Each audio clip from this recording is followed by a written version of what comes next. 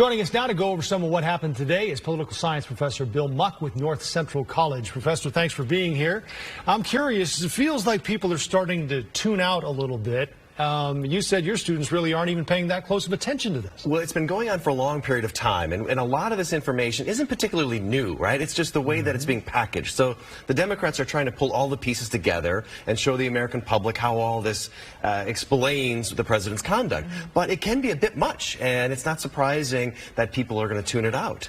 Well, your specialty is foreign policy. Can you break it down for folks at home who aren't watching it and want to know Ukraine, Russia, what's going on? What's this all about? Sure.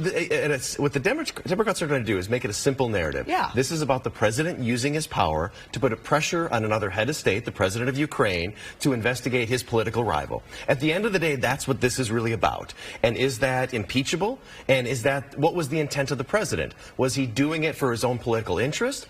Or was he doing it for the country's interest, investigating corruption broadly? Those really are the two questions. What was his intent?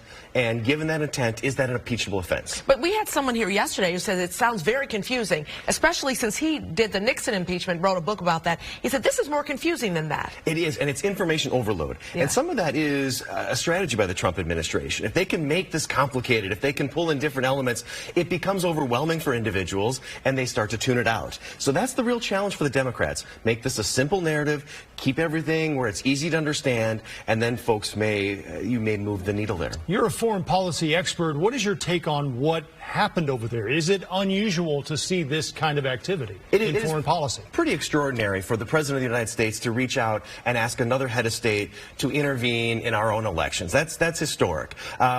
Is it impeachable? That's a really interesting question, right? It may be the case that the Senate comes back and says that's inappropriate, that you shouldn't ask another foreign head of state to investigate one of your political rivals, but it doesn't rise to the level of impeachment. We saw that with Bill Clinton's impeachment. Lying, perjury was a serious crime, and then they came back and said, but it's not worthy of being removed from office. So it's not abuse of power?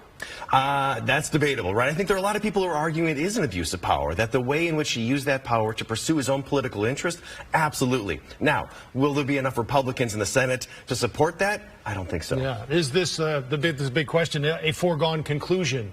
I think we're seeing the writing on the wall. There would have to be a dramatic movement of Republican senators to remove Trump from office. And the Republican Party is pretty firmly behind Trump at this point. So it's possible that when doing interviews or if they have witnesses coming in, there would be some new bit of information that would change minds. But we've got a lot of information. We know the big story, and nobody's been changing their minds. Is it a waste of time? No, it's not a waste of time, because there are some real implications from this, both for the 2020 election and for history, right? That's also really important. All right. Thank you, sir.